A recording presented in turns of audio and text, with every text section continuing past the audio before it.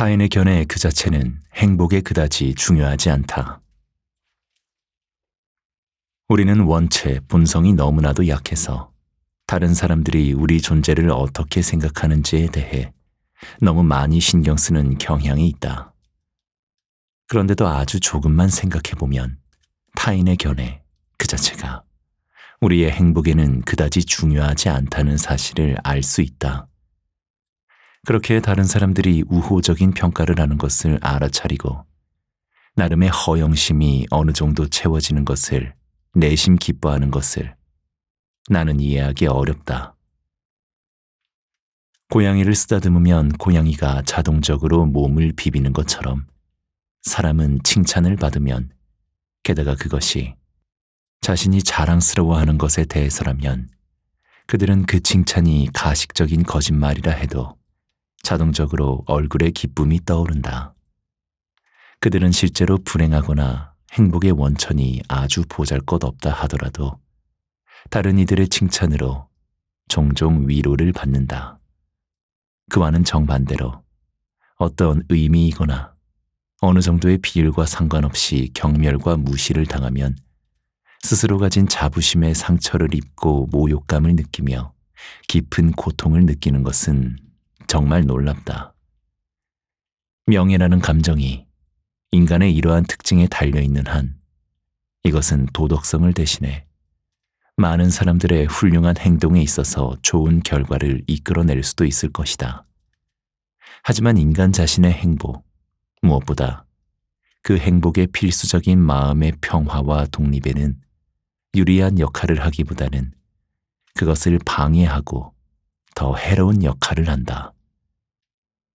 그렇기에 우리의 관점에서 이러한 특성의 한계를 설정하고 소유한 물건의 가치를 적절하고 올바르게 평가해 다른 이들의 치켜세우는 말이나 상처를 주는 의견에 지나치게 예민하게 대응하지 않는 것이 바람직하다. 이 두 가지는 같은 실에 달려있기 때문이다.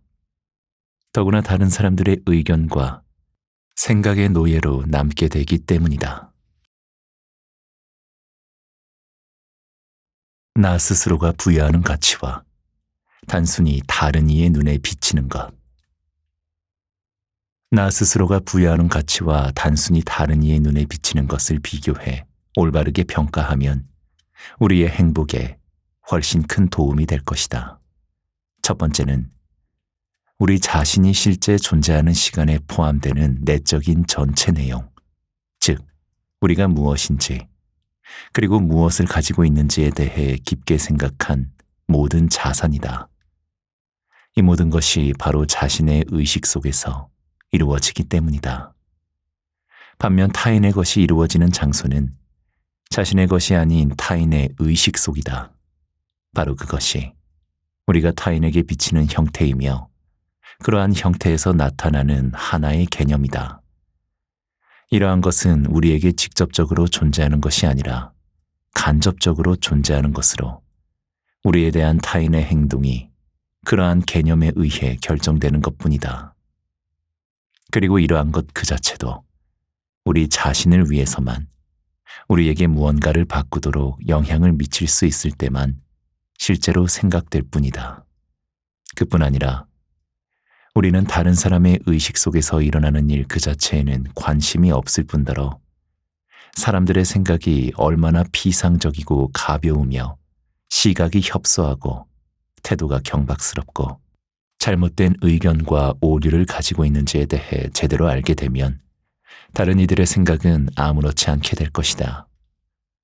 그런 사람들을 두려워하지 않게 되거나 타인의 말을 내가 들을 수 없다는 생각이 들자마자 사람들의 말이 때로는 얼마나 하찮은 것인지를 자신의 경험으로 깨닫게 되면 점점 타인의 생각에 대한 관심이 없어지는 것이다.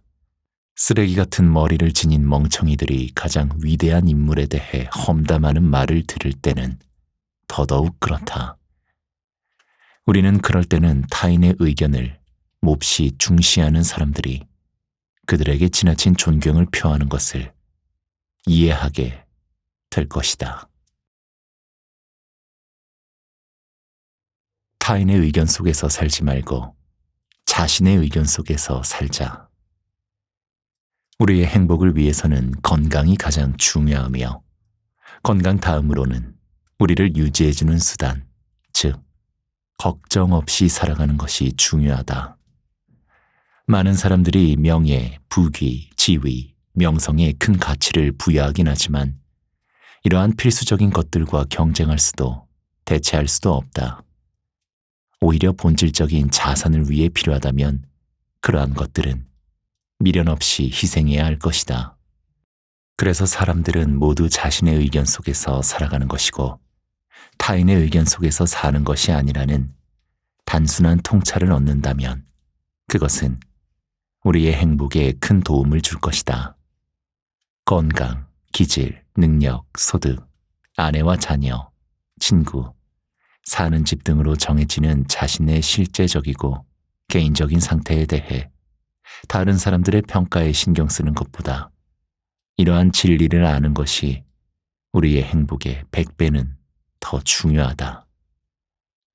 그와 반대로 망상은 우리를 불행하게 만든다. 명예가 생명보다 더 중요하다고 말하는 것은 실제로 존재와 안녕은 가치가 없으며 우리에 대한 다른 이의 생각이 더 중요하다는 의미이다. 이것은 사회적 지위를 얻기 위해서는 명예, 즉 우리에 대한 타인의 생각이 종종 반드시 필요하다는 단순한 진실이 근거로 삼는 과장된 말로 간주될 수 있다. 남들이 뭐라고 하는지 신경 쓰면 결코 행복할 수 없다. 사람들이 수천 가지의 위험을 감수하고 수고를 감수하면서도 평생 쉴 새 없이 노력하며 지치지 않고 노력하는 거의 모든 것의 궁극적인 목적은 거의 대부분 다른 사람들의 의견에 따라 자신의 지위를 높이기 위해서이다.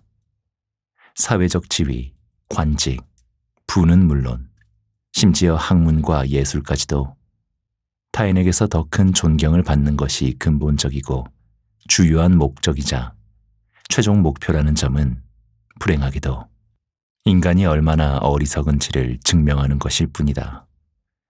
다른 사람들의 의견에 너무 큰 가치를 두는 것은 일반적인 착각일 뿐이다. 이러한 것은 우리의 본성에 그 뿌리를 내리고 있거나 사회와 문명으로 인해 생겨난 것일지 모른다. 어찌되었든 그러한 착각은 우리의 행동 전체에 지나친 영향을 미치고 우리의 행복에 적대적인 영향을 주며 남들이 뭐라고 할 것인가 신경 쓰는 노예가 되어 불안에 떨게 한다. 심지어 비르기니우스처럼 단검을 딸의 심장에 박아 넣기도 하며 사후의 명성과 안식, 부, 건강을 위해 자신의 목숨을 희생하도록 사람을 유혹한다. 이러한 망상은 확실히 사람들을 지배하거나 지시해야 하는 사람들에게는 편리한 도구를 제공한다.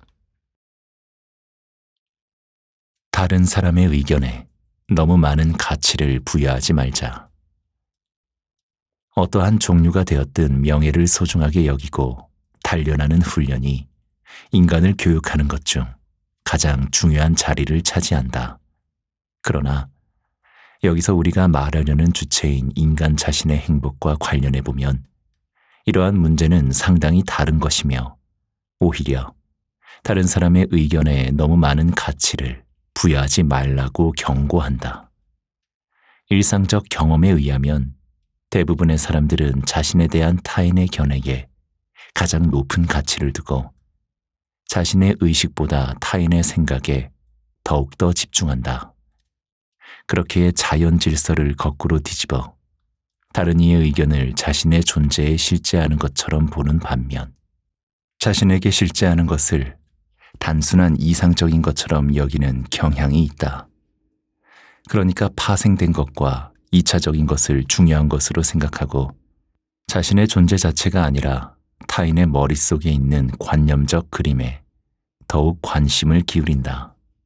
따라서 우리는 직접적으로 존재하지 않는 것에 대해 직접적으로 평가하는 어리석음을 허영이라 지칭하는데 이것은 그러한 노력의 공허함과 무의미함을 나타내는 것이다. 여기서 알 수 있듯이 허영이란 탐욕 못지않게 수단 때문에 목적을 잊게 하는 것이라는 사실도 쉽게 알 수 있다. 남의 의견에 대한 관심이 걱정과 두려움을 만든다.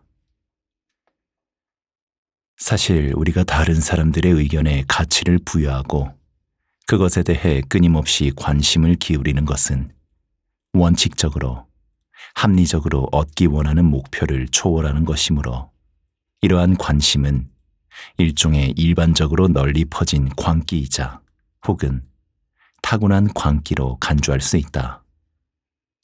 우리는 모든 일을 할 때 그 어느 것보다 다른 사람과 그들의 의견에 신경을 쓴다. 그 점을 자세히 생각해보면 우리가 느끼는 모든 걱정과 두려움의 거의 절반이 그에 대한 관심에서 비롯된 것이라는 점을 알게 될 것이다.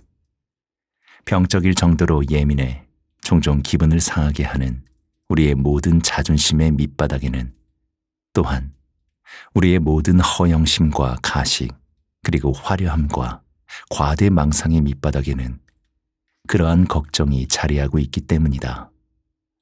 이러한 걱정과 중독이 없다면 아마 사치는 10분의 1도 되지 않을 것이다. 모든 종류의 자부심, 명예심과 명예욕은 그 종류와 영역이 아무리 다를지라도 이러한 걱정에 그 기반을 두고 있다. 그리고 이러한 것 때문에 얼마나 큰 희생이 요구되는지.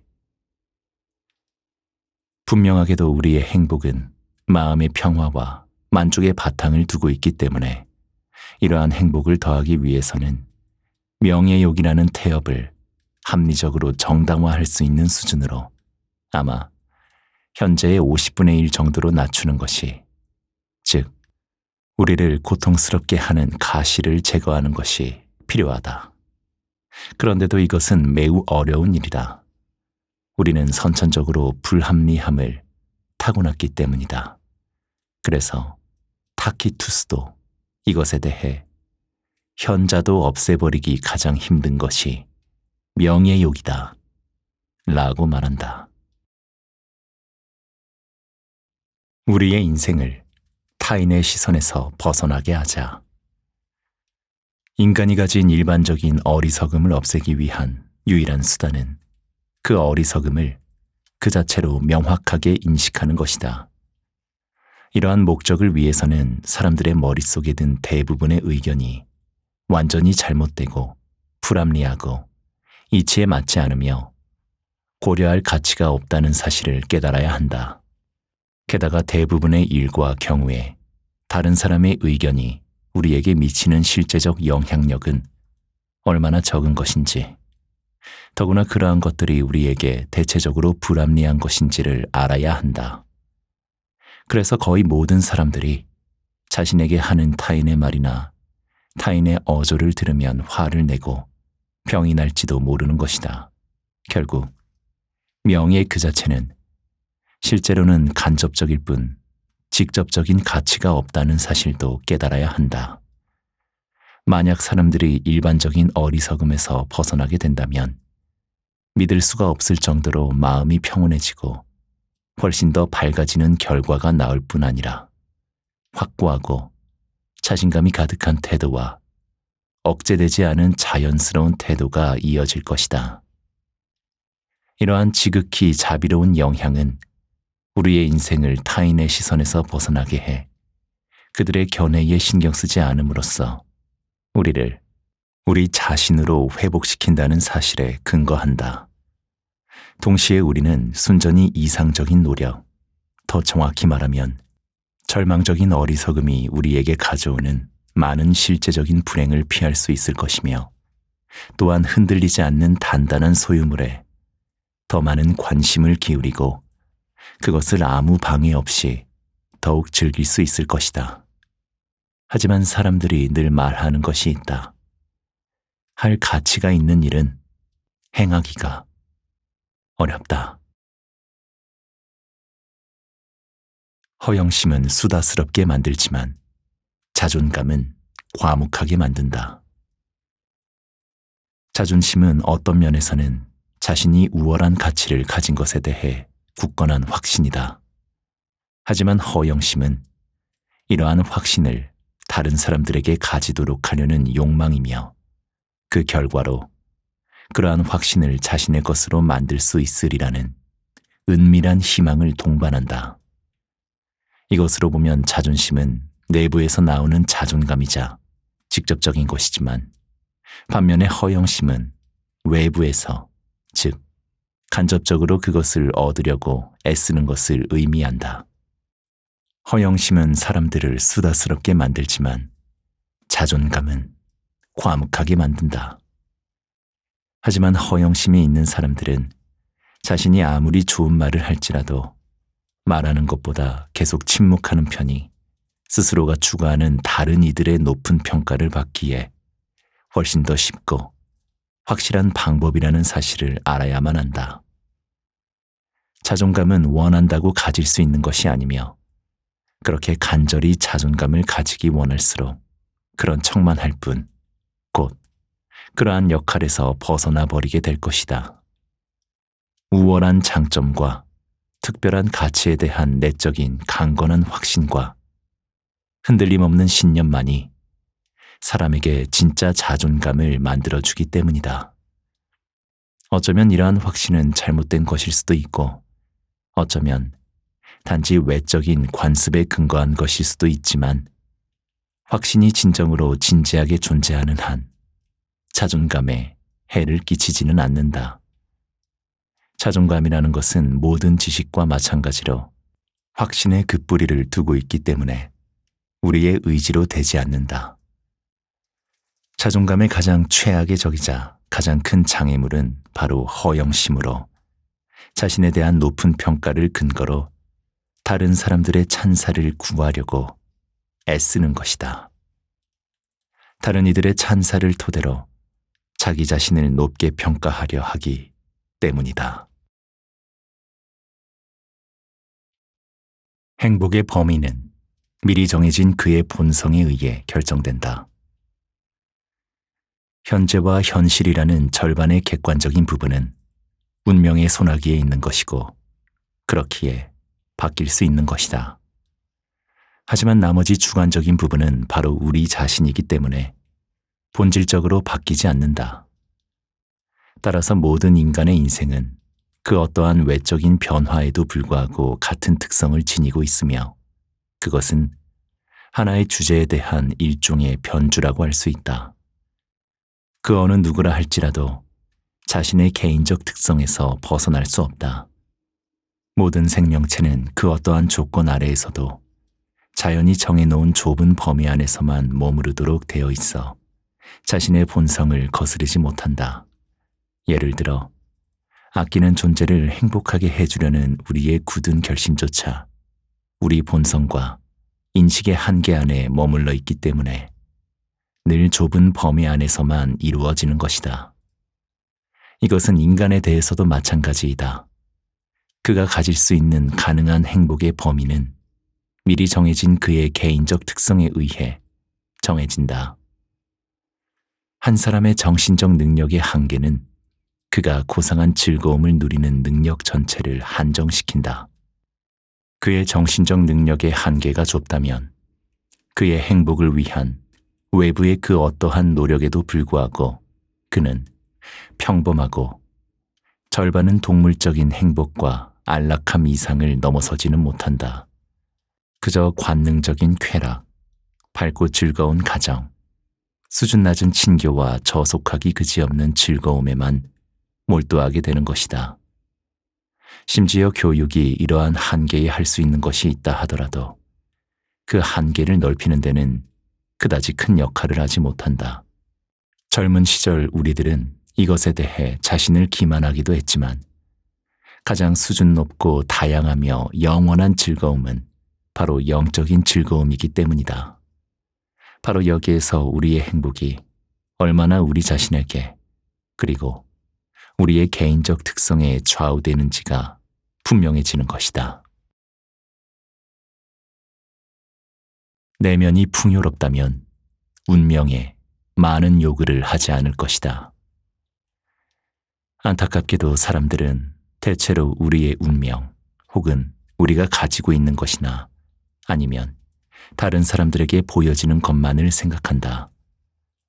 그러나 운명은 나아질 수 있으며 내면이 풍요롭다면 우리는 우리의 운명에 그다지 많은 요구를 하지 않을 것이다. 그런데도 어리석은 자는 그저 어리석은 자의 머물 뿐이며 아둔한 자는 천국에서 미녀들에게 둘러싸여 있더라도 마지막 순간까지 아둔한 인간일 뿐이다.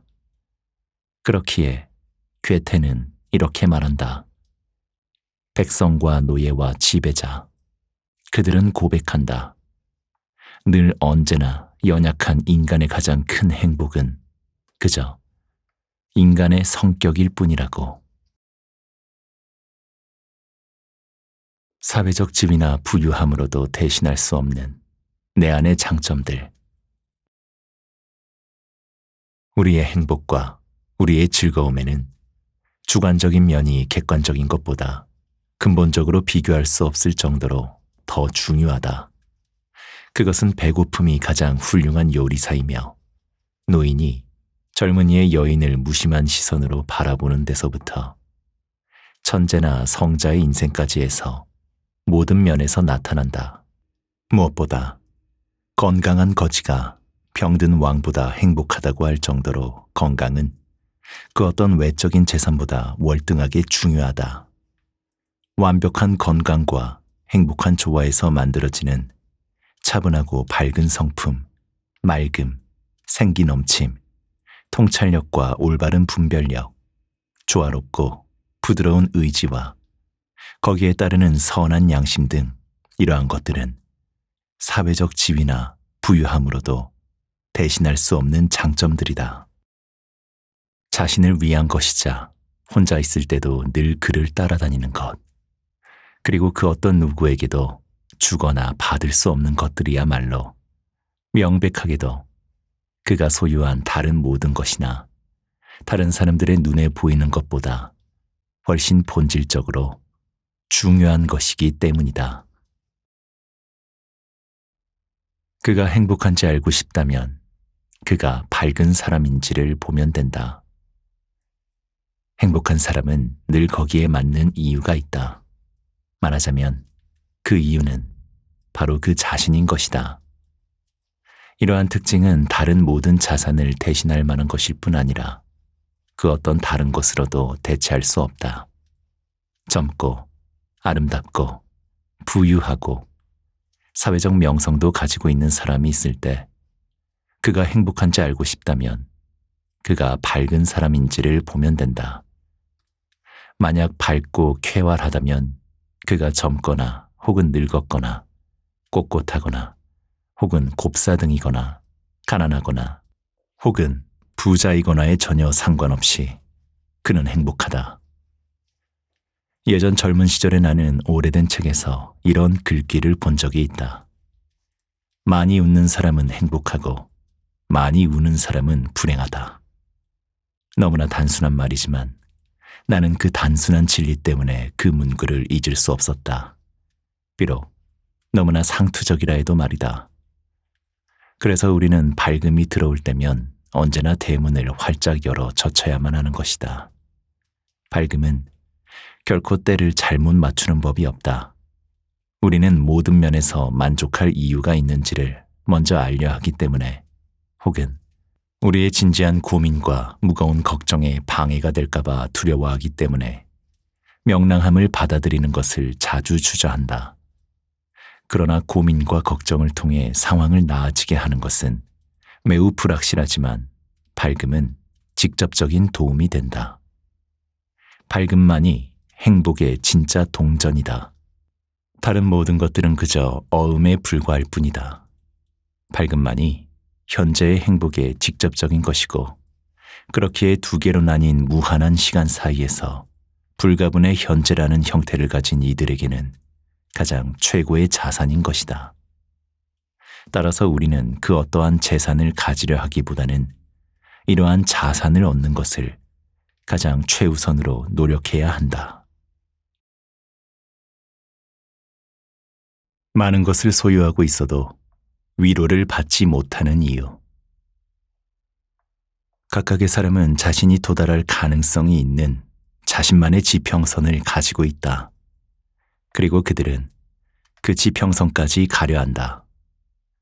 그 범위 안에 있는 대상을 자신이 가질 수 있다는 확신이 생기면 그는 행복을 느끼지만 어떤 어려움이 생겨 그런 확신이 사라지면 그는 불행을 느끼게 된다. 이 지평선 시야 밖에 있는 것들은 그에게 아무런 영향을 주지 못한다.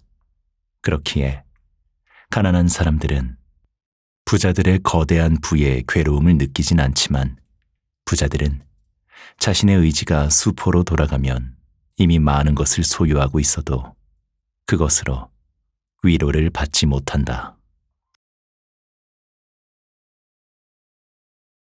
영원한 고통도 없고 영원한 기쁨도 없다.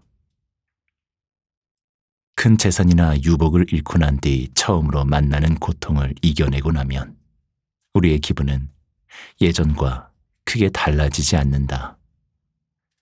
운명이 우리의 소유물을 줄이고 나면 우리 스스로 원하는 수준을 크게 줄이기 때문이다.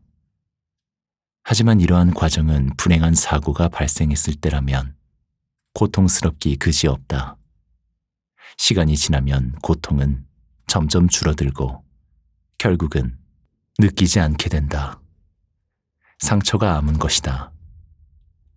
반대로 행복한 일이 갑자기 일어나면 우리의 요구를 억누르던 압축기가 밀려 올라가 우리의 욕구는 팽창되고 바로 거기에 기쁨을 느끼게 된다. 하지만 역시 이 과정이 완전히 끝나면 기쁨도 더 이상 지속되지 않는다. 우리는 팽창된 요구에 익숙해져 이미 달성한 소유에 대해 무관심해지는 것이다. 자신이 누린 기쁨보다는 자신이 피한 재앙에 주목하라. 전체적으로 완전히 건강하고 완벽하지만 몸에 작은 상처가 있거나 아니면 통증이 있는 경우에는 몸 전체의 건강보다는 상처 부위의 통증에만 관심이 쓰이기 때문에 삶에서 느낄 수 있는 전반적인 편안한 기분이 사라진다. 이와 마찬가지로 모든 일이 우리의 의도대로 잘 진행되더라도 한 가지가 마음먹은 대로 진행되지 않으면 아무리 작은 일이더라도 계속 그것에 대해 생각이 떠오르기 마련이다. 계속 그 일만 생각하게 되고 뜻대로 진행되는 다른 일은 생각하지 않게 된다. 이럴 경우 손상되는 것은 우리의 의지이다. 하나는 신체적으로 객관화된 의지이고 다른 것은 인간의 노력으로 객관화된 것이다. 두 가지 경우 우리의 의지의 만족은 항상 부정적인 영향만 미치기 때문에 직접적으로 느껴지지 않고 기껏해야 성찰의 단계에서 의식된다. 반면에 의지의 억제는 긍정적이고 그렇기에 적극적이다. 모든 즐거움은 단지 이 억제의 제거, 그것에서 해방되는 데 있기 때문에 수명이 짧다. 그러므로 아리스토텔레스는 삶의 쾌락과 안락의 주의를 기울이지 말고 가능한 한 삶의 무수한 해악을 피하라고 가르친다. 이 방법이 옳지 않다면 볼테르의 말, 행복은 꿈에 불과하지만 고통은 현실이다. 이것도 거짓이라 해야 하지만 그것은 진실이다. 그렇기에 행복론을 고려해 자신의 인생의 결과를 도출하려 하는 자도 자신이 누린 기쁨에 따라 계산하는 것이 아니라 그가 피한 재앙에 따라 계산을 해야 하는 것이다. 행복하게 산다는 것은 덜 불행하게 사는 것이다. 그렇다. 행복론은 그 이름 자체가 완곡한 표현일 뿐이다. 행복하게 산다는 것은 덜 불행하게 사는 것, 즉 참을 정도만큼 산다는 의미로 이해되어야 한다는 가르침으로 시작해야 한다. 물론 인생은 실제로 즐기기 위해서가 아니라 고통을 견디고 끝내기 위해 있는 것이다. 이것을 라틴어로 표현하면 그럭저럭 살아가며 삶을 견뎌낸다 이다. 그렇다. 삶의 고통에서 벗어났다는 사실이 노년에는 위로가 된다. 그렇기 때문에 정신적이나 육체적으로 커다란 고통 없이 인생을 보내는 것이 가장 행복한 운명을 가진 것이지 가장 큰 기쁨이나 엄청난 즐거움을 누린 것이 아닌 것이다. 최고의 기쁨을 누린 것으로 인생의 행복을 측정하려는 사람은 잘못된 기준을 선택한 것이다. 쾌락은 부정적이고 소극적이기 때문이다. 쾌락이 행복을 가져다 준다는 것은 시기심이 스스로 벌하기 위해 선택하는 망상이다. 반면 고통은 적극적인 것으로 느껴지기 때문에 고통이 없는 것이 삶의 행복의 척도가 된다. 고통이 없는 상태는 지루함이 없고 그것은 지상의 행복을 본질적으로 달성하는 것이다. 그 외의 것은 환영에 불과하기 때문이다. 그렇기에 사람은 결코 고통을 통해 쾌락을 사서는 안 되며 고통을 감수하면서 쾌락을 맛보려 해서는 안 된다는 결론을 내릴 수 있다. 그렇지 않으면 소극적인 것 때문에 적극적이고 실제적인 것으로 환영의 대가를 지불해야 하기 때문이다.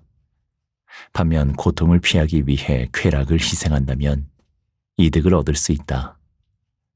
이 두 가지의 경우 고통이 쾌락 뒤에 오는지 아니면 앞에 오는지의 여부는 전혀 중요하지 않다. 이 비참한 장면을 기쁨의 장소로 만들고자 하고 고통으로부터 가능한 최대한의 자유를 얻으려 하는 대신 기쁨과 즐거움을 가장 큰 목표로 삼는 것은 커다란 실수이다. 하지만 많은 사람들이 그런 실수를 저지른다. 오히려 지나치게 어두운 시선으로 이 세상을 일종의 지옥으로 간주하고 그곳에 불이 붙지 않는 방을 얻기 위해 안간 힘을 쓰는 것이 훨씬 덜 어리석다고 할 수 있다. 인생의 기쁨을 쫓기보다는 재앙을 피해야 한다. 어리석은 사람들은 인생의 기쁨을 쫓다가 자신이 배반당한 것을 깨닫는다. 하지만 현명한 사람은 재앙을 피한다. 그가 재앙을 지나치게 회피하느라 불필요하게 기쁨을 희생해야 했더라도 모든 즐거움은 환영과 같은 것이므로 사실 아무것도 잃은 것은 없다. 그러한 것을 잃었다고 애도하는 것은 아주 치사하고 우스운 일이다. 낙관주의의 영향으로 이 진리를 인식하지 못하는 것이 많은 불행의 근원이다. 우리가 고통에서 자유로울 동안 불안한 욕망은 우리에게 존재하지도 않는 행복이라는 환상을 심어주고 그것을 추구하도록 유혹한다. 그래서 우리는 부인할 수 없는 현실의 고통을 우리에게 가져온다. 그런 다음 우리는 잃어버린 낙원처럼 우리 뒤에 놓여있는 고통 없는 상태를 잃었다고 한탄하며 일어난 일을 되돌릴 수 있기를 헛되이 바란다. 따라서 악랄한 악마는 늘 우리를 고통이 없는 상태에서 욕망의 환상을 통해 우리를 끊임없이 진정한 행복에서 벗어나도록 유인해낸 것 같다. 젊은이는 깊게 생각해보지 않고 세상이란 즐기기 위해 존재하는 곳, 행복이 깃들어 있는 곳으로 간주한다. 그리고 그것을 지배하는 능력이 부족한 자만이 그것을 놓치게 된다고 믿는다. 어떤 사람의 행복의 관점에서 그 상태를 평가하고자 한다면 무엇이 그를 행복하게 하는지 묻지 말고 무엇이 그를 슬프게 하는지 물어야 한다. 사소한 일에 민감하려면 행복한 상태이어야만 하기 때문이다. 다시 말해 우리가 불행한 상태이면 그러한 사소한 것들을 전혀 느끼지 못한다. 무심히 지나쳐버리는 일상의 모든 가혹한 현재를 소중히 여겨라. 나는 내 물건을 아무것도 가지지 않았노라. 라는 괴테의 인기 있는 노래의 원래 의도는 인간이란 존재할 수 있는 모든 요구에서 벗어나 꾸밈없이 벌거벗은 존재로 돌아간 후에야 비로소 행복의 기초인 영적인 평화를 누릴 수 있다는 것이다. 현재 말하자면 인생 전체를 즐길 수 있어야 한다는 점을 생각하면 말이다. 그러기 위해서 오늘은 단 한 번뿐이고 다시는 찾아오지 않는다는 사실을 항상 기억해야만 한다. 그런데 우리는 오늘이 내일 다시 찾아오리라 생각한다.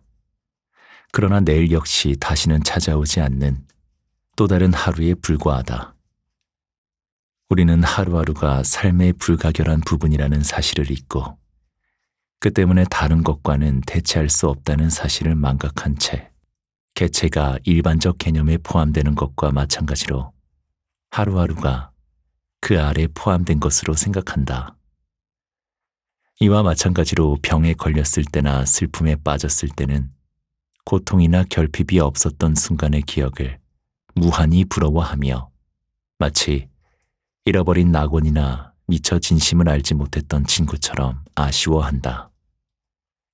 그런 사실을 아무런 일도 없는 건강한 시간에도 항상 인식하고 있다면 현재를 좀 더 가치 있게 여기고 즐길 수 있을 것이다. 그러나 우리는 아름다운 날들을 눈치채지 못한 채 그냥 지나쳐 보내다가 나쁜 날들이 올 때가 되어야만 그것들이 다시 돌아오기를 바란다. 우리는 즐겁고 행복의 수천의 시간을 우울한 얼굴로 즐겁지 못한 채로 보내놓고 나중에 우울한 시간이 되었을 때 헛된 그리움으로 한숨을 쉬는 것이다. 그 대신 우리는 지금 우리가 무심히 지나쳐버리는 일상의 모든 가혹한 현재를 소중하게 여기고 지금부터 과거의 그 절정으로 흘러 들어가고 있다는 사실을 마음에 새기며 앞으로 나아가야 한다.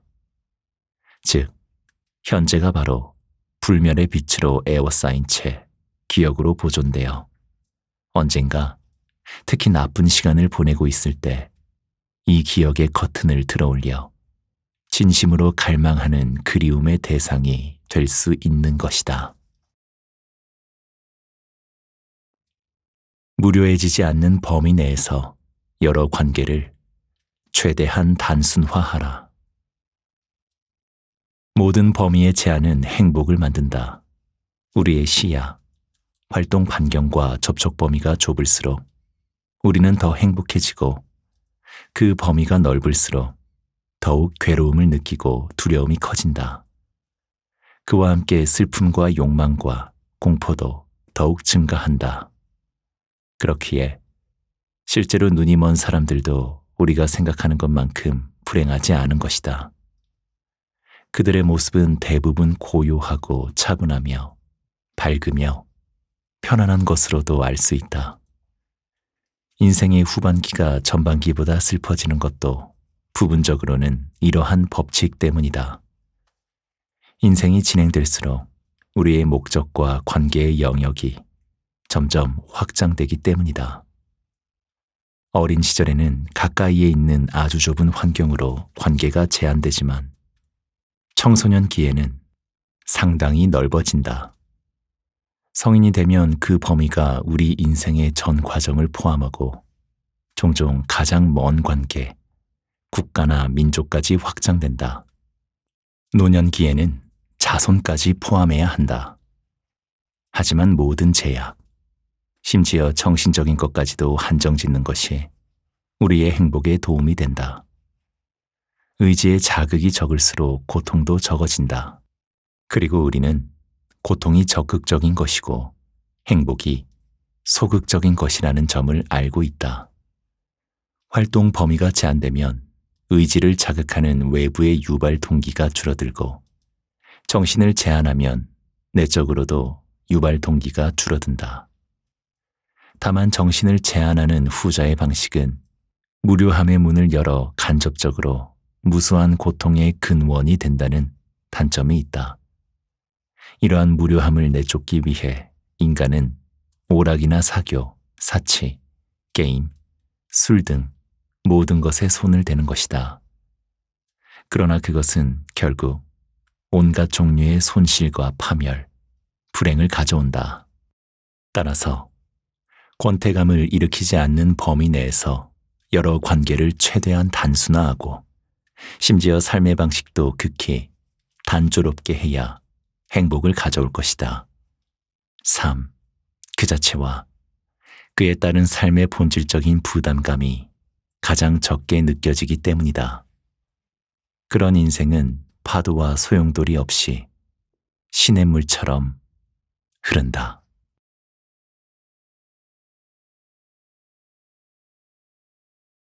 네, 메이트북스 출판 쇼펜하우어의 인생 수업이었습니다. 현재 대한민국은 쇼펜하우어 열풍입니다.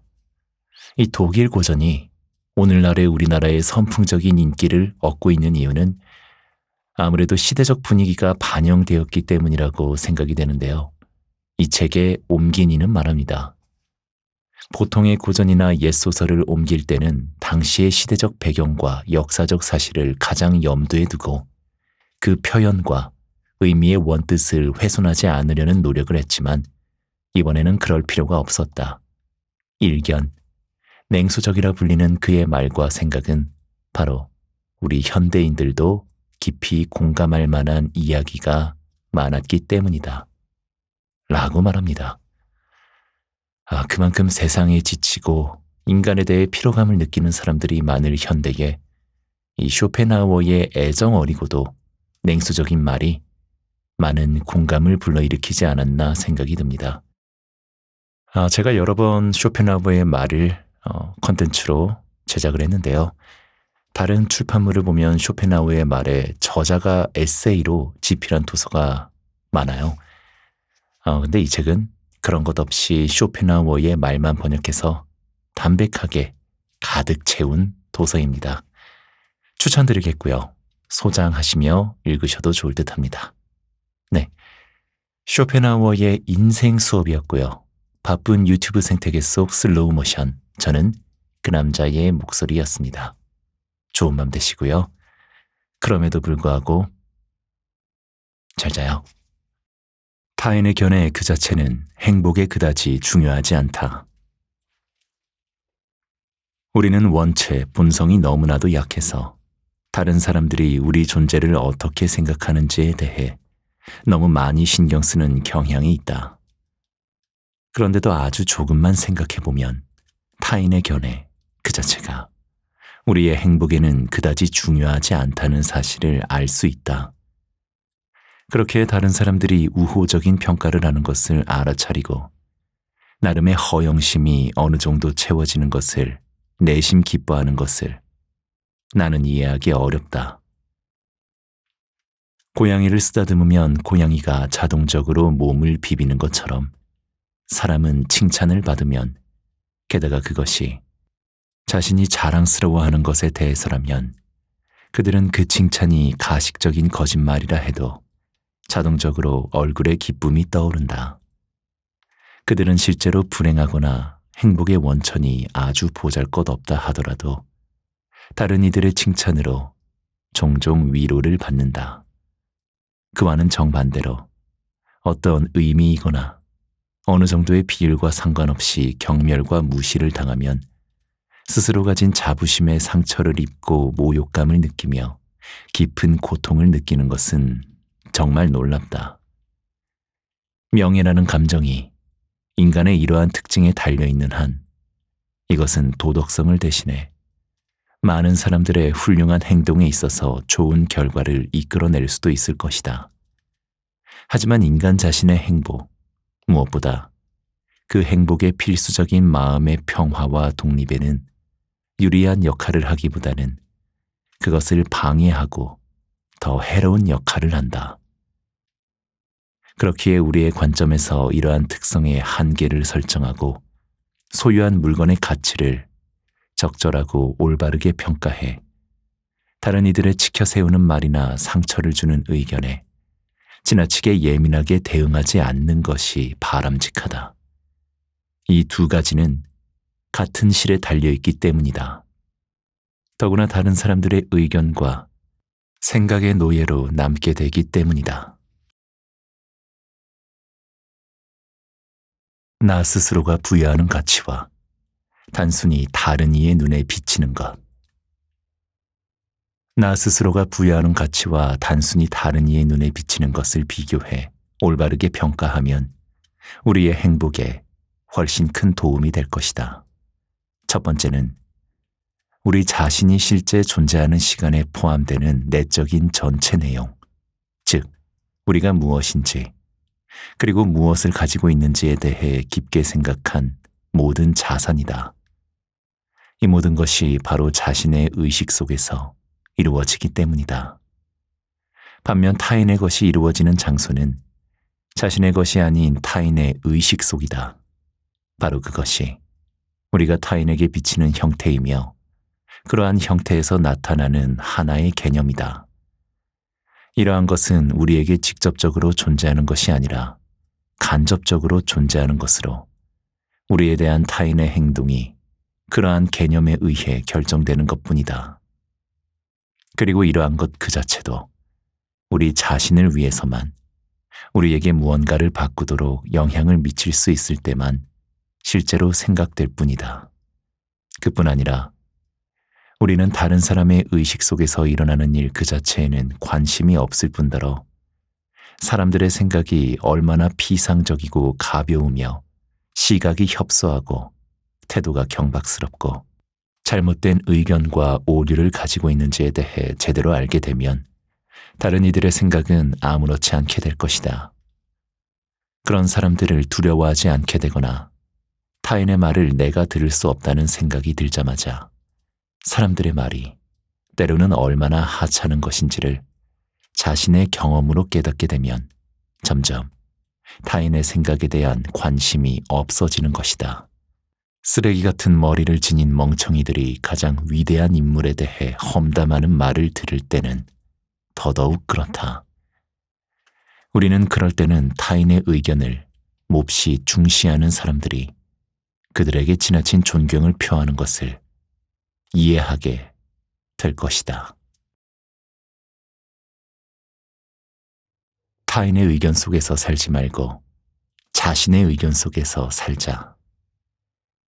우리의 행복을 위해서는 건강이 가장 중요하며 건강 다음으로는 우리를 유지해주는 수단, 즉 걱정 없이 살아가는 것이 중요하다. 많은 사람들이 명예, 부귀, 지위, 명성에 큰 가치를 부여하긴 하지만 이러한 필수적인 것들과 경쟁할 수도 대체할 수도 없다. 오히려 본질적인 자산을 위해 필요하다면 그러한 것들은 미련 없이 희생해야 할 것이다. 그래서 사람들은 모두 자신의 의견 속에서 살아가는 것이고 타인의 의견 속에서 사는 것이 아니라는 단순한 통찰을 얻는다면 그것은 우리의 행복에 큰 도움을 줄 것이다. 건강, 기질, 능력, 소득, 아내와 자녀, 친구, 사는 집 등으로 정해지는 자신의 실제적이고 개인적인 상태에 대해 다른 사람들의 평가에 신경 쓰는 것보다 이러한 진리를 아는 것이 우리의 행복의 100배는 더 중요하다. 그와 반대로 망상은 우리를 불행하게 만든다.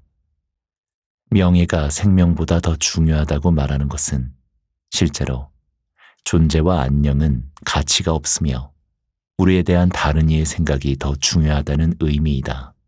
이것은 사회적 지위를 얻기 위해서는 명예, 즉 우리에 대한 타인의 생각이 종종 반드시 필요하다는 단순한 진실이 근거로 삼는 과장된 말로 간주될 수 있다. 남들이 뭐라고 하는지 신경 쓰면 결코 행복할 수 없다. 사람들이 수천 가지의 위험을 감수하고 수고를 감수하면서도 평생 쉴 새 없이 노력하며 지치지 않고 노력하는 거의 모든 것의 궁극적인 목적은 거의 대부분 다른 사람들의 의견에 따라 자신의 지위를 높이기 위해서이다. 사회적 지위, 관직, 부는 물론 심지어 학문과 예술까지도 타인에게서 더 큰 존경을 받는 것이 근본적이고 주요한 목적이자 최종 목표라는 점은 불행하게도 인간이 얼마나 어리석은지를 증명하는 것일 뿐이다. 다른 사람들의 의견에 너무 큰 가치를 두는 것은 일반적인 착각일 뿐이다. 이러한 것은 우리의 본성에 그 뿌리를 내리고 있거나 사회와 문명으로 인해 생겨난 것일지 모른다. 어찌되었든 그러한 착각은 우리의 행동 전체에 지나친 영향을 미치고 우리의 행복에 적대적인 영향을 주며 남들이 뭐라고 할 것인가 신경 쓰는 노예가 되어 불안에 떨게 한다.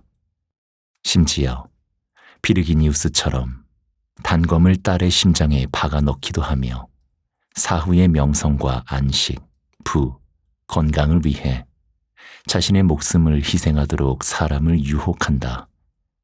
이러한 망상은 확실히 사람들을 지배하거나 지시해야 하는 사람들에게는 편리한 도구를 제공한다.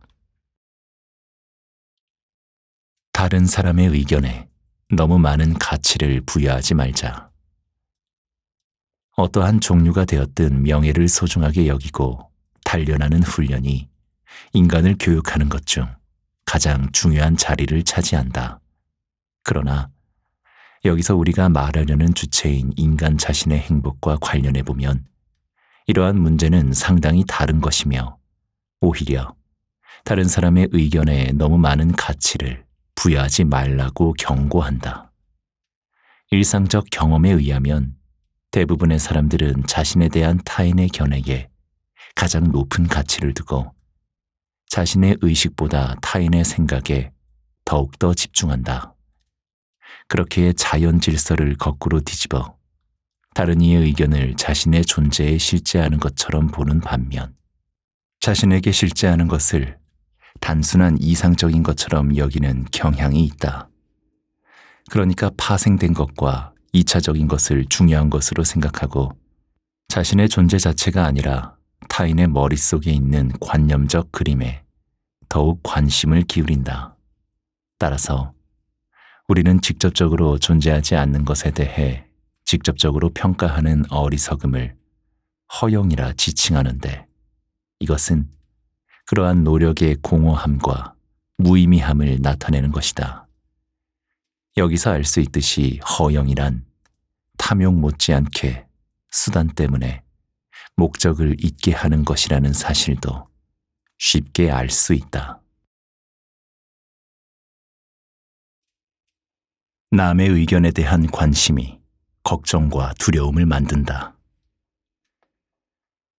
사실 우리가 다른 사람들의 의견에 가치를 부여하고 그것에 대해 끊임없이 관심을 기울이는 것은 원칙적으로 합리적으로 얻기 원하는 목표를 초월하는 것이므로 이러한 관심은 일종의 일반적으로 널리 퍼진 광기이자 혹은 타고난 광기로 간주할 수 있다.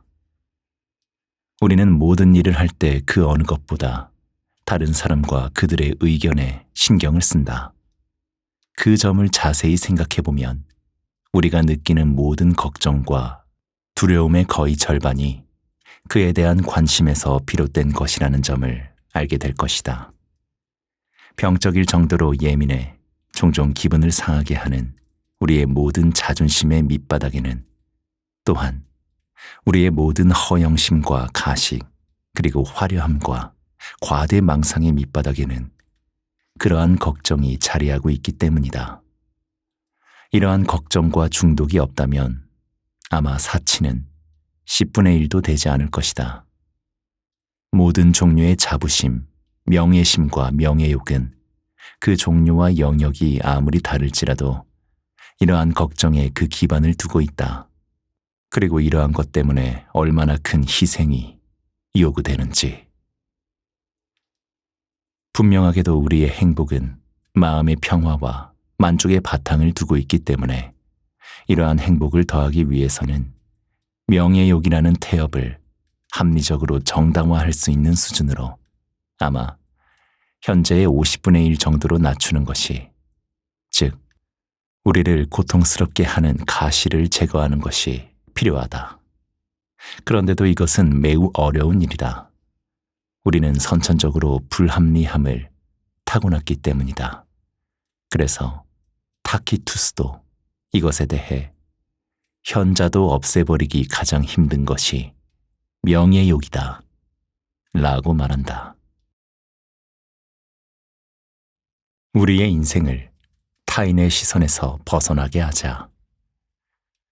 인간이 가진 일반적인 어리석음을 없애기 위한 유일한 수단은 그 어리석음을 그 자체로 명확하게 인식하는 것이다.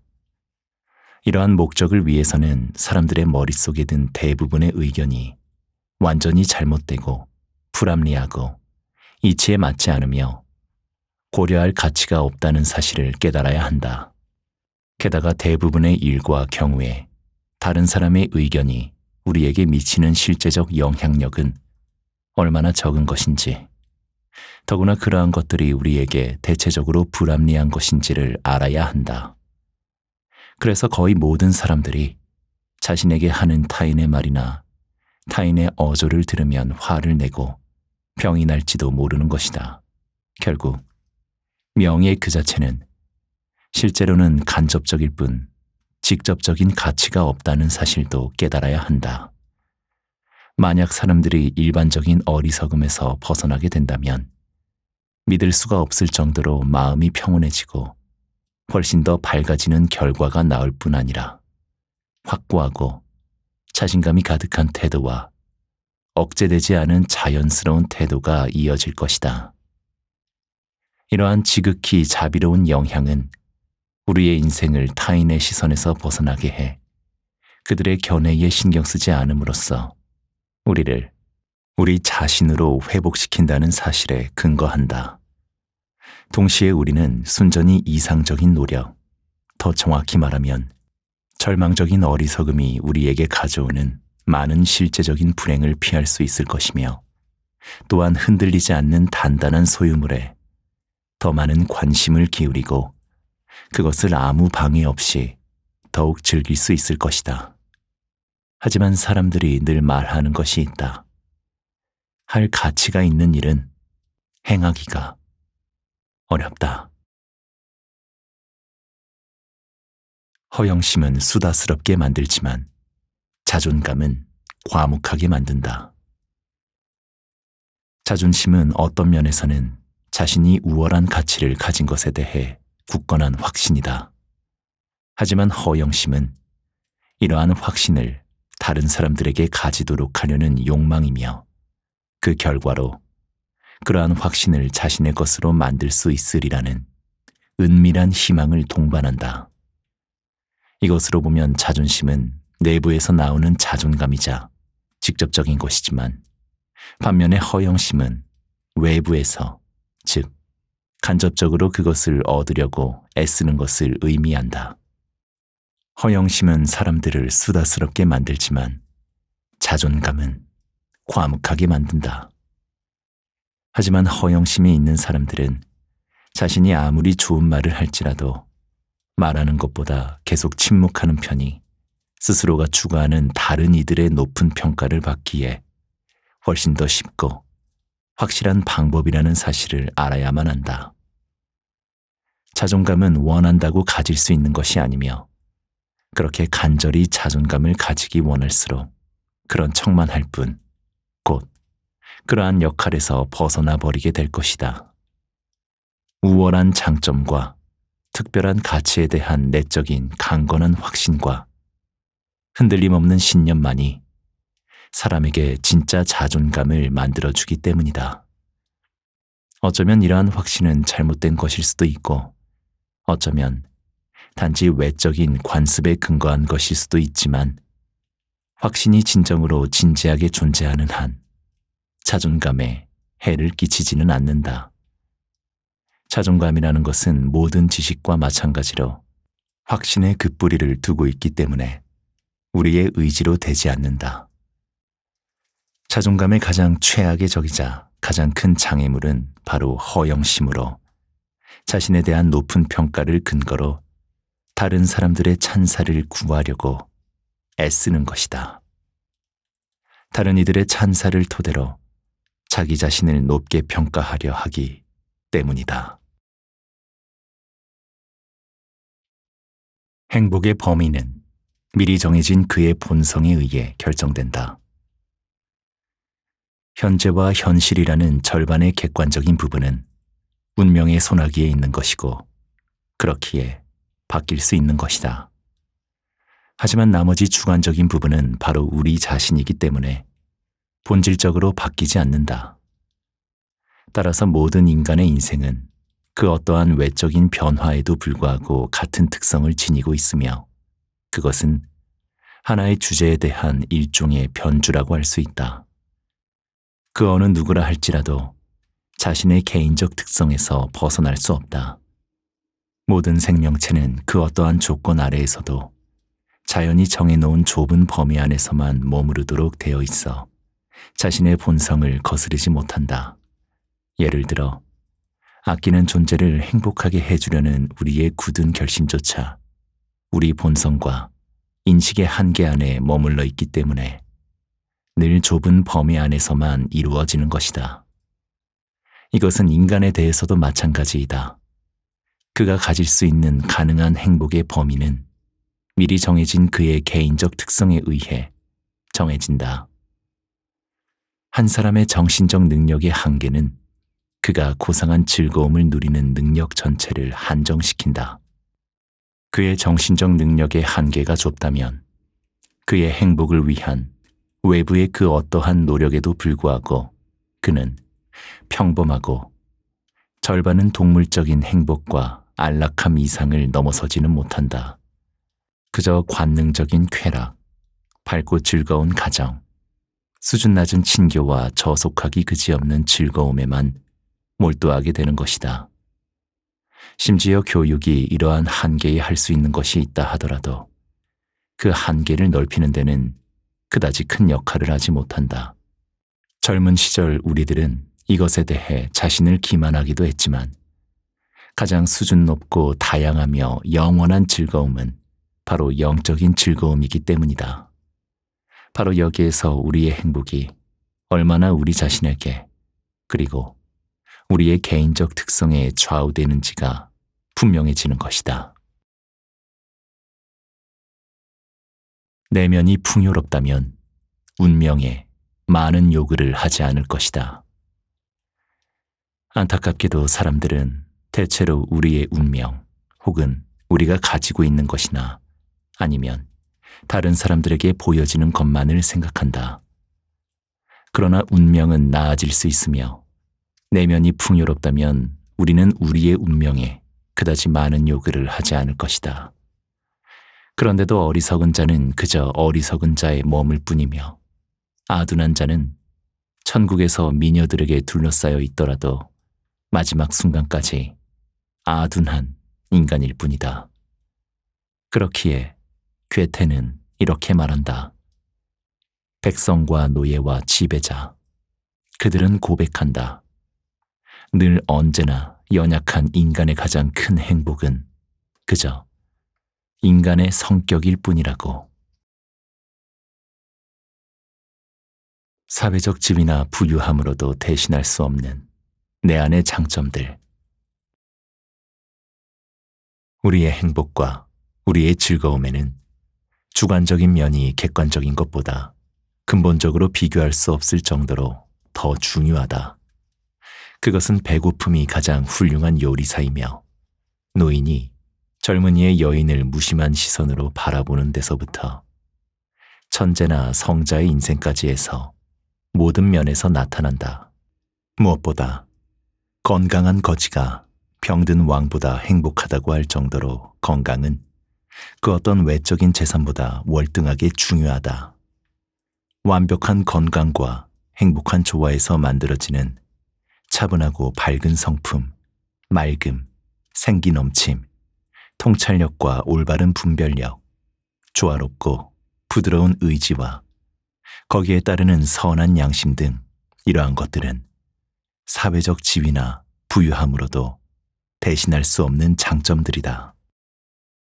자신을 위한 것이자 혼자 있을 때도 늘 그를 따라다니는 것, 그리고 그 어떤 누구에게도 주거나 받을 수 없는 것들이야말로 명백하게도 그가 소유한 다른 모든 것이나 다른 사람들의 눈에 보이는 것보다 훨씬 본질적으로 중요한 것이기 때문이다.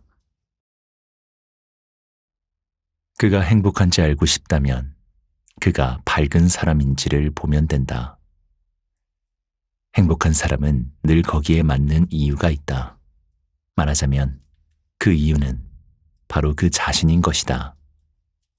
이러한 특징은 다른 모든 자산을 대신할 만한 것일 뿐 아니라 그 어떤 다른 것으로도 대체할 수 없다.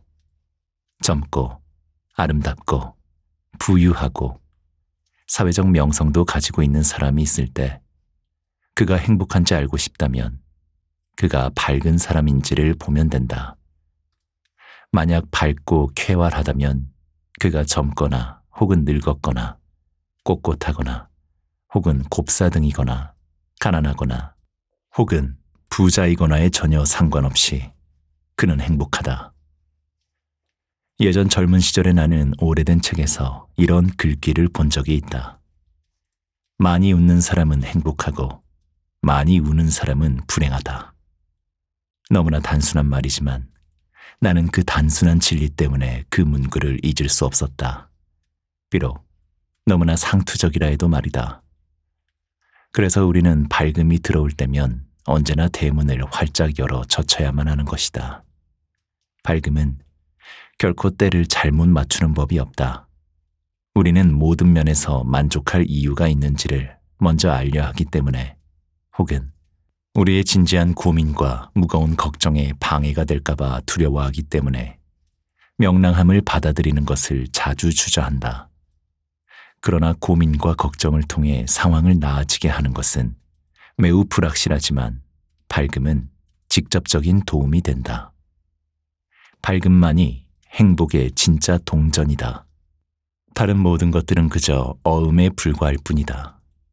밝음만이 현재의 행복의 직접적인 것이고 그렇기에 두 개로 나뉜 무한한 시간 사이에서 불가분의 현재라는 형태를 가진 이들에게는 가장 최고의 자산인 것이다.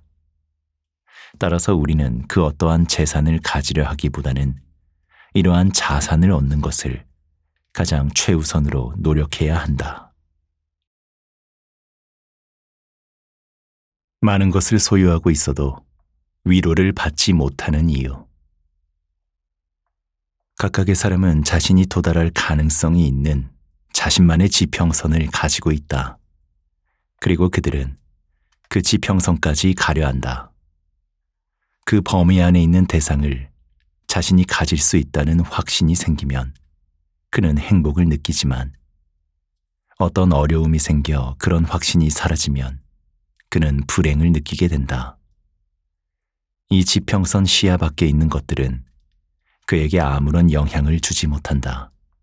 그렇기에 가난한 사람들은 부자들의 거대한 부에 괴로움을 느끼진 않지만 부자들은 자신의 의지가 수포로 돌아가면 이미 많은 것을 소유하고 있어도 그것으로 위로를 받지 못한다. 영원한 고통도 없고 영원한 기쁨도 없다. 큰 재산이나 유복을 잃고 난 뒤 처음으로 만나는 고통을 이겨내고 나면 우리의 기분은 예전과 크게 달라지지 않는다. 운명이 우리의 소유물을 줄이고 나면 우리 스스로 원하는 수준을 크게 줄이기 때문이다. 하지만 이러한 과정은 불행한 사고가 발생했을 때라면 고통스럽기 그지없다.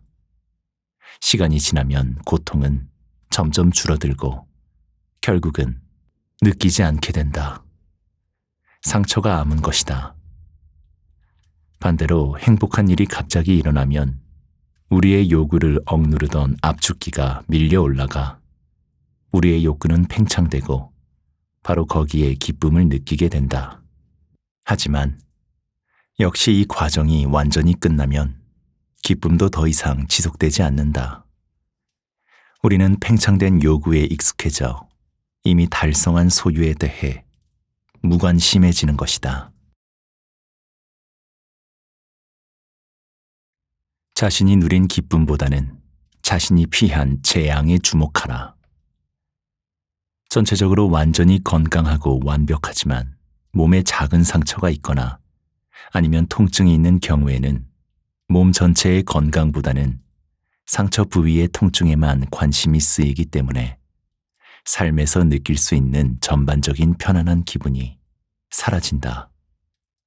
이와 마찬가지로 모든 일이 우리의 의도대로 잘 진행되더라도 한 가지가 마음먹은 대로 진행되지 않으면 아무리 작은 일이더라도 계속 그것에 대해 생각이 떠오르기 마련이다. 계속 그 일만 생각하게 되고 뜻대로 진행되는 다른 일은 생각하지 않게 된다. 이럴 경우 손상되는 것은 우리의 의지이다. 하나는 신체적으로 객관화된 의지이고 다른 것은 인간의 노력으로 객관화된 것이다. 두 가지 경우 우리의 의지의 만족은 항상 부정적인 영향만 미치기 때문에 직접적으로 느껴지지 않고 기껏해야 성찰의 단계에서 의식된다. 반면에 의지의 억제는 긍정적이고 그렇기에 적극적이다. 모든 즐거움은 단지 이 억제의 제거, 그것에서 해방되는 데 있기 때문에 수명이 짧다. 그러므로 아리스토텔레스는 삶의 쾌락과 안락의 주의를 기울이지 말고 가능한 한 삶의 무수한 해악을 피하라고 가르친다. 이 방법이 옳지 않다면 볼테르의 말, 행복은 꿈에 불과하지만 고통은 현실이다. 이것도 거짓이라 해야 하지만 그것은 진실이다. 그렇기에 행복론을 고려해 자신의 인생의 결과를 도출하려 하는 자도 자신이 누린 기쁨에 따라 계산하는 것이 아니라 그가 피한 재앙에 따라 계산을 해야 하는 것이다. 행복하게 산다는 것은 덜 불행하게 사는 것이다. 그렇다. 행복론은 그 이름 자체가 완곡한 표현일 뿐이다. 행복하게 산다는 것은 덜 불행하게 사는 것, 즉 참을 정도만큼 산다는 의미로 이해되어야 한다는 가르침으로 시작해야 한다. 물론 인생은 실제로 즐기기 위해서가 아니라 고통을 견디고 끝내기 위해 있는 것이다. 이것을 라틴어로 표현하면 그럭저럭 살아가며 삶을 견뎌낸다 이다. 그렇다. 삶의 고통에서 벗어났다는 사실이 노년에는 위로가 된다. 그렇기 때문에 정신적이나 육체적으로 커다란 고통 없이 인생을 보내는 것이 가장 행복한 운명을 가진 것이지 가장 큰 기쁨이나 엄청난 즐거움을 누린 것이 아닌 것이다. 최고의 기쁨을 누린 것으로 인생의 행복을 측정하려는 사람은 잘못된 기준을 선택한 것이다. 쾌락은 부정적이고 소극적이기 때문이다. 쾌락이 행복을 가져다 준다는 것은 시기심이 스스로 벌하기 위해 선택하는 망상이다. 반면 고통은 적극적인 것으로 느껴지기 때문에 고통이 없는 것이 삶의 행복의 척도가 된다. 고통이 없는 상태는 지루함이 없고 그것은 지상의 행복을 본질적으로 달성하는 것이다. 그 외의 것은 환영에 불과하기 때문이다. 그렇기에 사람은 결코 고통을 통해 쾌락을 사서는 안 되며 고통을 감수하면서 쾌락을 맛보려 해서는 안 된다는 결론을 내릴 수 있다. 그렇지 않으면 소극적인 것 때문에 적극적이고 실제적인 것으로 환영의 대가를 지불해야 하기 때문이다. 반면 고통을 피하기 위해 쾌락을 희생한다면 이득을 얻을 수 있다. 이 두 가지의 경우 고통이 쾌락 뒤에 오는지 아니면 앞에 오는지의 여부는 전혀 중요하지 않다. 이 비참한 장면을 기쁨의 장소로 만들고자 하고 고통으로부터 가능한 최대한의 자유를 얻으려 하는 대신 기쁨과 즐거움을 가장 큰 목표로 삼는 것은 커다란 실수이다. 하지만 많은 사람들이 그런 실수를 저지른다. 오히려 지나치게 어두운 시선으로 이 세상을 일종의 지옥으로 간주하고 그곳에 불이 붙지 않는 방을 얻기 위해 안간 힘을 쓰는 것이 훨씬 덜 어리석다고 할 수 있다. 인생의 기쁨을 쫓기보다는 재앙을 피해야 한다. 어리석은 사람들은 인생의 기쁨을 쫓다가 자신이 배반당한 것을 깨닫는다. 하지만 현명한 사람은 재앙을 피한다. 그가 재앙을 지나치게 회피하느라 불필요하게 기쁨을 희생해야 했더라도 모든 즐거움은 환영과 같은 것이므로 사실 아무것도 잃은 것은 없다. 그러한 것을 잃었다고 애도하는 것은 아주 치사하고 우스운 일이다. 낙관주의의 영향으로 이 진리를 인식하지 못하는 것이 많은 불행의 근원이다. 우리가 고통에서 자유로울 동안 불안한 욕망은 우리에게 존재하지도 않는 행복이라는 환상을 심어주고 그것을 추구하도록 유혹한다. 그래서 우리는 부인할 수 없는 현실의 고통을 우리에게 가져온다. 그런 다음 우리는 잃어버린 낙원처럼 우리 뒤에 놓여있는 고통 없는 상태를 잃었다고 한탄하며 일어난 일을 되돌릴 수 있기를 헛되이 바란다. 따라서 악랄한 악마는 늘 우리를 고통이 없는 상태에서 욕망의 환상을 통해 우리를 끊임없이 진정한 행복에서 벗어나도록 유인해낸 것 같다. 젊은이는 깊게 생각해보지 않고 세상이란 즐기기 위해 존재하는 곳, 행복이 깃들어 있는 곳으로 간주한다. 그리고 그것을 지배하는 능력이 부족한 자만이 그것을 놓치게 된다고 믿는다.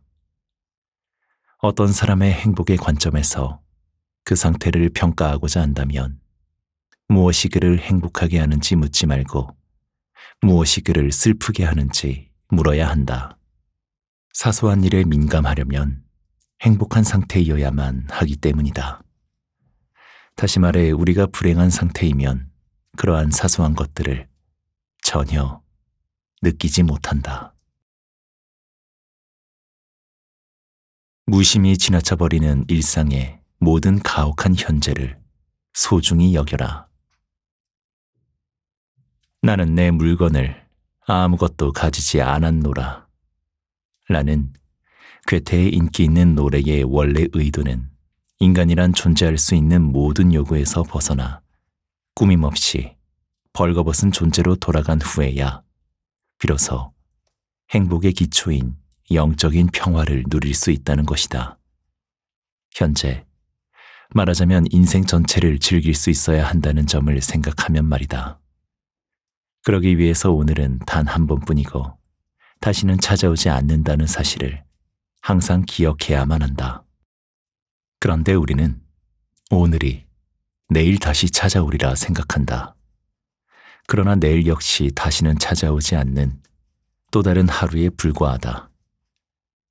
우리는 하루하루가 삶의 불가결한 부분이라는 사실을 잊고 그 때문에 다른 것과는 대체할 수 없다는 사실을 망각한 채 개체가 일반적 개념에 포함되는 것과 마찬가지로 하루하루가 그 아래 포함된 것으로 생각한다.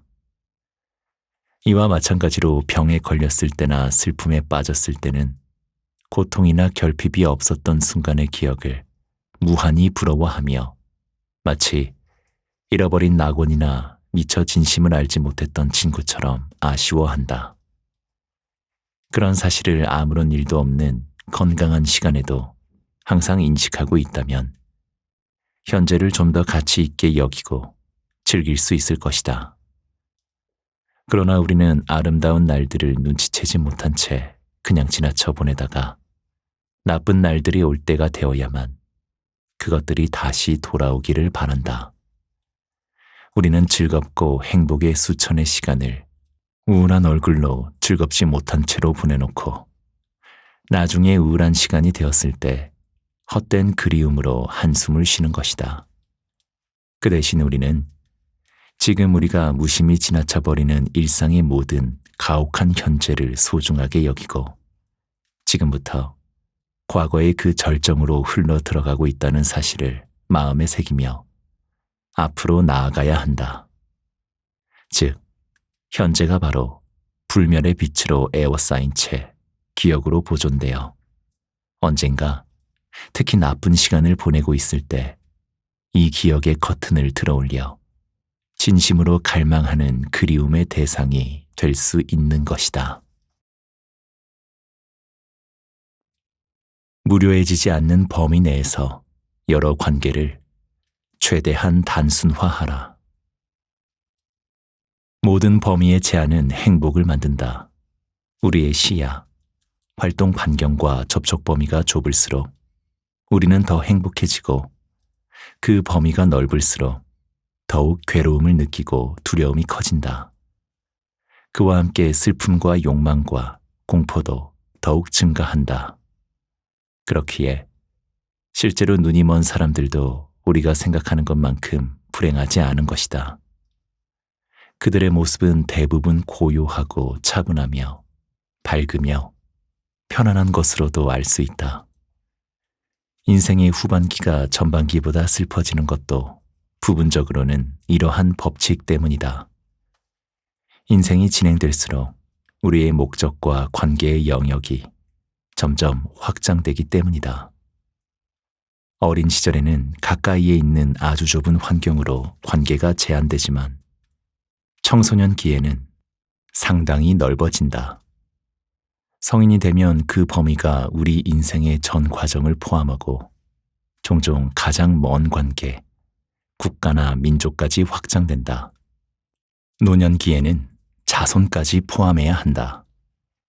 하지만 모든 제약, 심지어 정신적인 것까지도 한정짓는 것이 우리의 행복에 도움이 된다. 의지의 자극이 적을수록 고통도 적어진다. 그리고 우리는 고통이 적극적인 것이고 행복이 소극적인 것이라는 점을 알고 있다. 활동 범위가 제한되면 의지를 자극하는 외부의 유발 동기가 줄어들고 정신을 제한하면 내적으로도 유발 동기가 줄어든다. 다만 정신을 제한하는 후자의 방식은 무료함의 문을 열어 간접적으로 무수한 고통의 근원이 된다는 단점이 있다. 이러한 무료함을 내쫓기 위해 인간은 오락이나 사교, 사치, 게임, 술 등 모든 것에 손을 대는 것이다. 그러나 그것은 결국 온갖 종류의 손실과 파멸, 불행을 가져온다. 따라서 권태감을 일으키지 않는 범위 내에서 여러 관계를 최대한 단순화하고 심지어 삶의 방식도 극히 단조롭게 해야 행복을 가져올 것이다. 삶, 그 자체와 그에 따른 삶의 본질적인 부담감이 가장 적게 느껴지기 때문이다. 그런 인생은 파도와 소용돌이 없이 시냇물처럼 흐른다.